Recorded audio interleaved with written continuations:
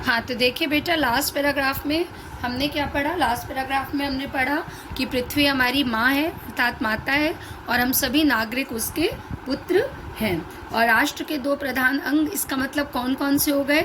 एक निश्चित भूभाग हो गया या भूमि हो गई जिस पर कि हम रहते हैं, और दूसरे देश के नागरिक हो गए। तो राष्ट्र के जो दो प्रधान अंग होंगे, एक निश्चित भूभाग होगा और उस भूभाग पर रहने वाले नागरिक होंगे, ठीक है। और किसी भी देश के नागरिक ही उस पृथ्वी के सच्चे पुत्र कहलाएंगे।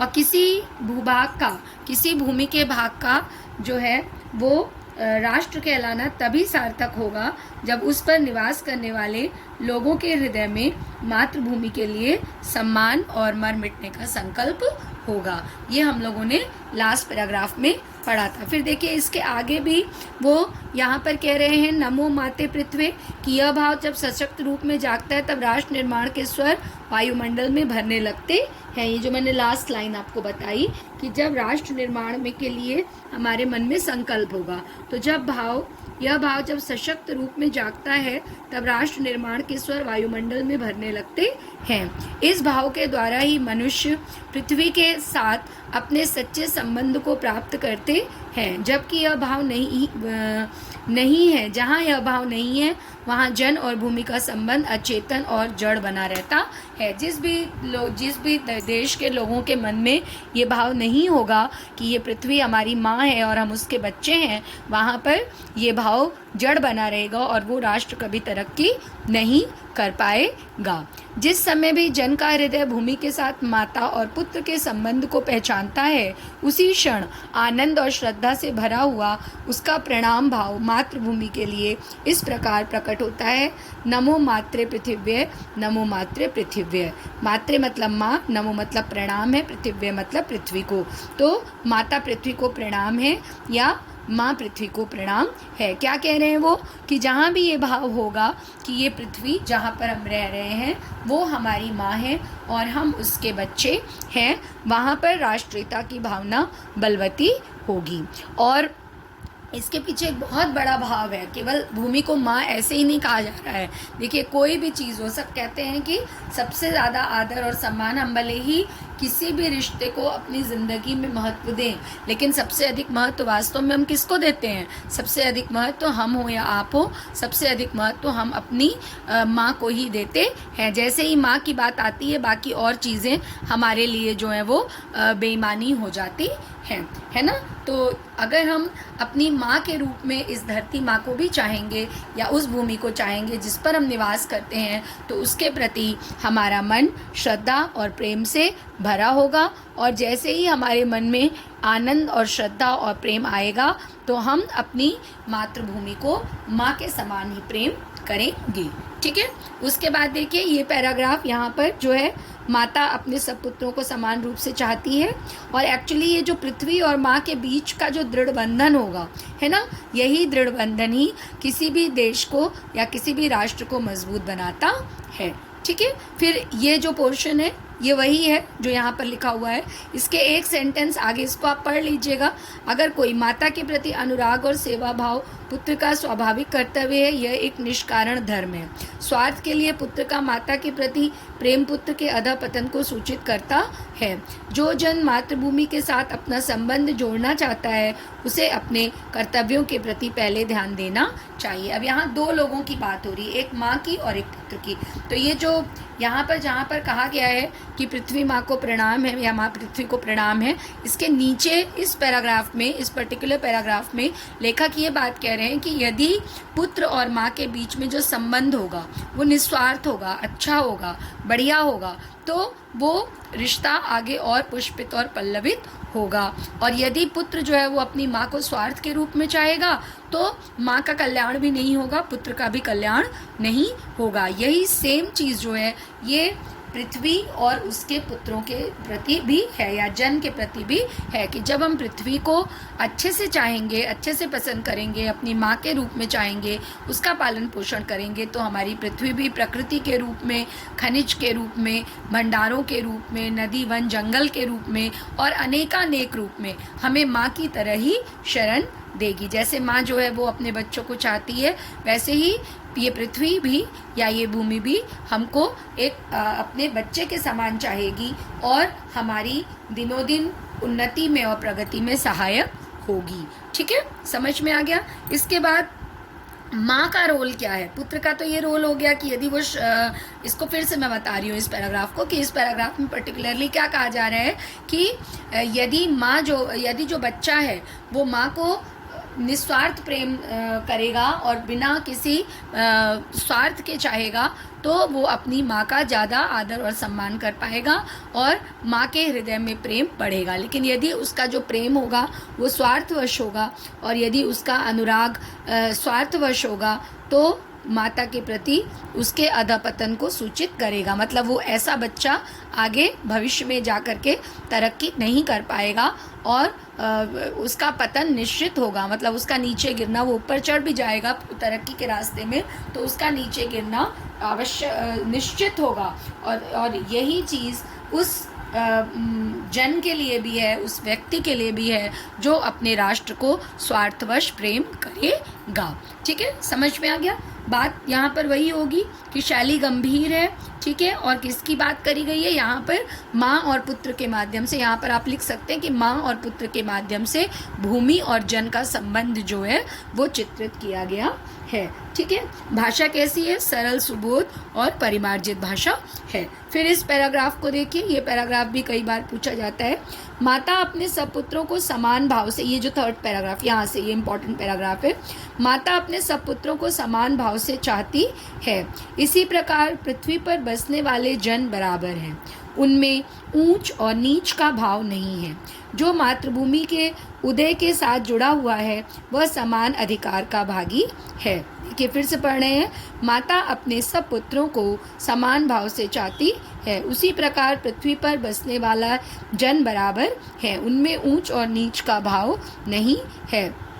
जो मातृभूमि के उदय के साथ जुड़ा हुआ है वह समान अधिकार का भागी है। पृथ्वी पर निवास करने वाले जनों का विस्तार अनंत है। नगर और जनपद, पुर और गांव, जंगल और पर्वत नाना प्रकार के जनों से भरे हुए हैं। ये जन अनेक प्रकार की भाषाएं बोलने वाले और अनेक धर्मों के मानने वाले हैं। फिर भी ये मातृभूमि के पुत्र हैं और इस प्रकार उनका सौहार्द भाव अखंड है। सभ्यता और रहन सहन की दृष्टि से जन एक दूसरे से आगे पीछे हो सकते हैं। ये बहुत इंपॉर्टेंट लाइन है कि सभ्यता, जो मैंने आपको धर्म और संस्कृति की बात बताई थी, वो यहीं से शुरू हो गई है एक्चुअल में, कि सभ्यता और रहन सहन की दृष्टि से जन एक दूसरे से आगे पीछे हो सकते हैं, किंतु इस कारण से पृथ्वी के साथ उनका जो संबंध है उसमें कोई भेदभाव उत्पन्न नहीं हो सकता। तो कभी कभी ये पैराग्राफ यहाँ तक आता है कि ये जन अनेक प्रकार की भाषाएं बोलने और अनेक धर्मों को मानने वाले हैं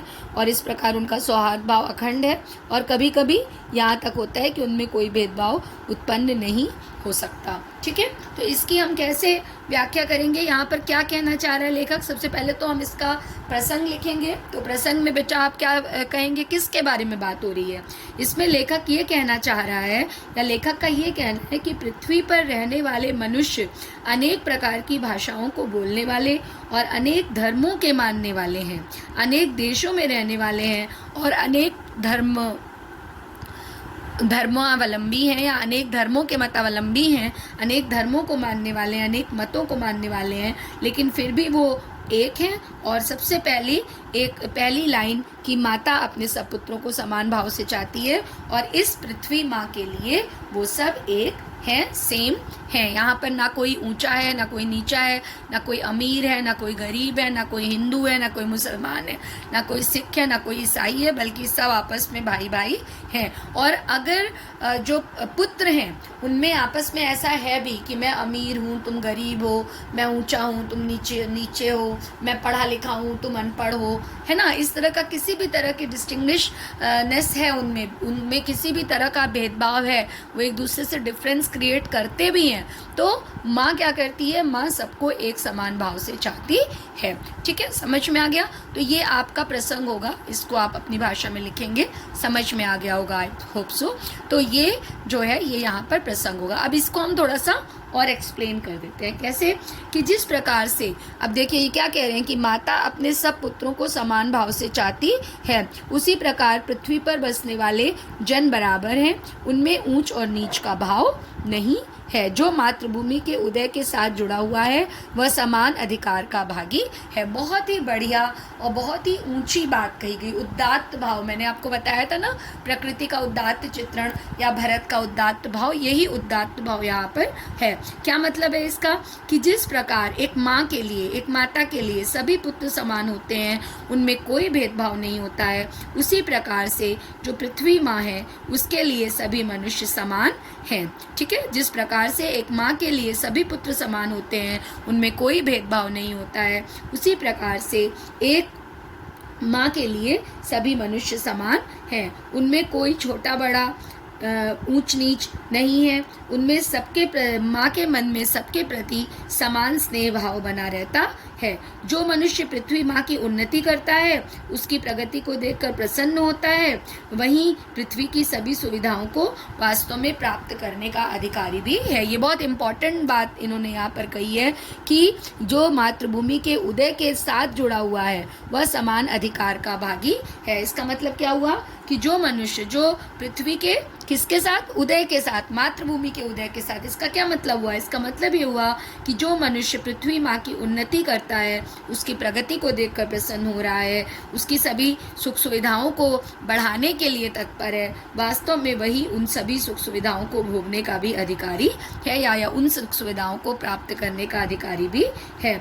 इस विशाल पृथ्वी पर अपार जन निवास करते हैं जिनकी कोई सीमा नहीं है, क्योंकि पृथ्वी की सीमा क्या है? अनंत है। पृथ्वी अनंत है, तो पृथ्वी पर निवास करने वाले नगरों, जनपदों, पुरों, गांवों, जंगलों और पर्वतों पर अनेक प्रकार के लोग निवास करते हैं। यहाँ पर इस लाइन का अर्थ मैं आपको बता रही हूँ। देखिए कि पृथ्वी पर निवास करने वाले जनों का विस्तार अनंत है। नगर और जनपद, पुर और गांव, जंगल और पर्वत नाना प्रकार के वनों से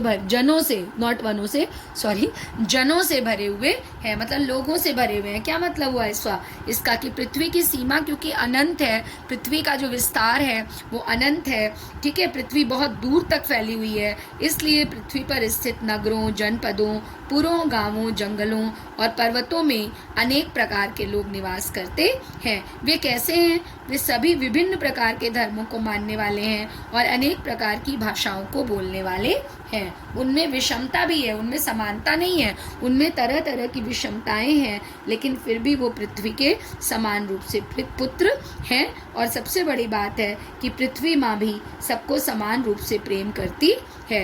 एक ही माँ के पुत्र होने के कारण वे सब साथ साथ हैं, वे सब आपसी प्रेम, सहयोग और सद्भाव से रहते हैं, और उनके विभिन्न धर्म हैं, उनके रीति रिवाज भिन्न हैं, उनकी भाषा भिन्न है, और हम उनको फिर भी अलग नहीं कर सकते। हम मतलब कोई हमें अलग नहीं कर सकता, हम उनको अलग नहीं, बल्कि आप अपने को देखिए, हमको देखिए, किसी को भी देखिए।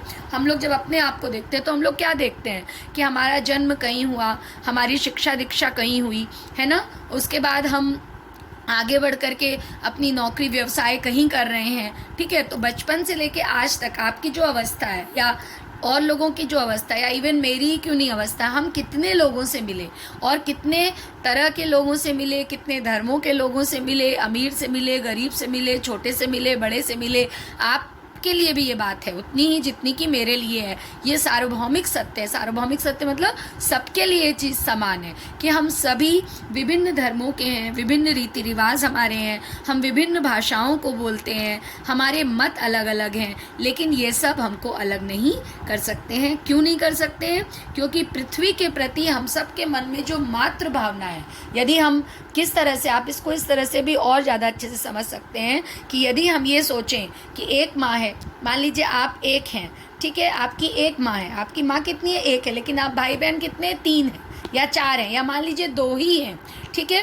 तो लेकिन सबका स्वभाव जो है वो अलग अलग है, सबका स्वभाव अलग होगा। हो सकता है आप बहुत सॉफ्ट हो, आपका भाई या बहन बहुत तेज़ नेचर के हो सकता है आप पढ़ने में बहुत अच्छे हो, दूसरा खेलने में बहुत अच्छा हो, सिंगिंग में बहुत अच्छा हो, है ना, कुछ भी। आपको हो सकता है कुकिंग का बहुत शौक़ हो, आपकी बहन को बस ज़्यादा अच्छा खाना खाना पसंद हो, उसको ड्राइविंग का शौक़ हो, तो सब हो सकता है। लेकिन क्या आपकी मॉम का प्यार आपके लिए अलग अलग है? No, not at all.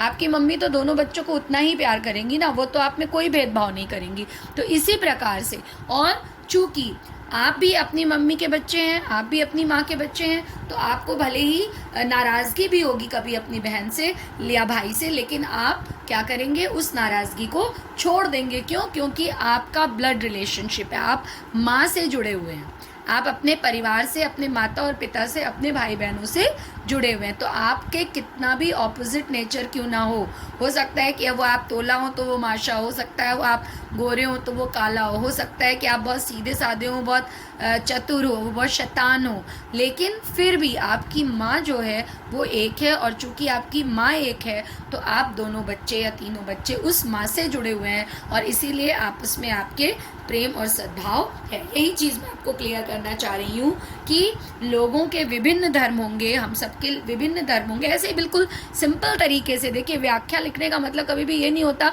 कि आप क्लिष्ट शब्दों का और बहुत कठिन शब्दों का प्रयोग करें। आपको अपनी व्याख्या, अपनी बात को रखना है सरल सीधी भाषा में। अगर आप उसको जटिल, बहुत से बच्चे क्या करते हैं कि कुछ बहुत क्लिष्ट शब्दों का प्रयोग करके व्याख्या करते हैं, तो उसका कोई मतलब नहीं है। बिकॉज आप बाकी चीज़ों में करिए, कहानी की समीक्षा करिए, प्रश्नों के उत्तर दीजिए, तो आप उसमें अच्छी साहित्यिक हिंदी लिखिए। बट इसमें आपको कठिन शब्दों का प्रयोग करने की ज़रूरत बिल्कुल नहीं, क्योंकि यहाँ आप क्या करें, यू हैव टू एक्सप्लेन। आपको एक्सप्लेन करना है कि आपको लेसन कितना समझ में आया है। ये मैं आपको क्लास में भी हमेशा कहती हूँ, ठीक है। तो आपको बिल्कुल सिंपल वर्ड्स में, सिंपल साधारण शब्दों में अपनी बात को बहुत अच्छी प्रकार से रखना है। तो क्या कह रहे थे हम कि जितने हमारे विभिन्न धर्म होंगे, रीति रिवाज हैं, भाषा है, उनको अलग अलग हम नहीं कर पाते हैं। क्यों?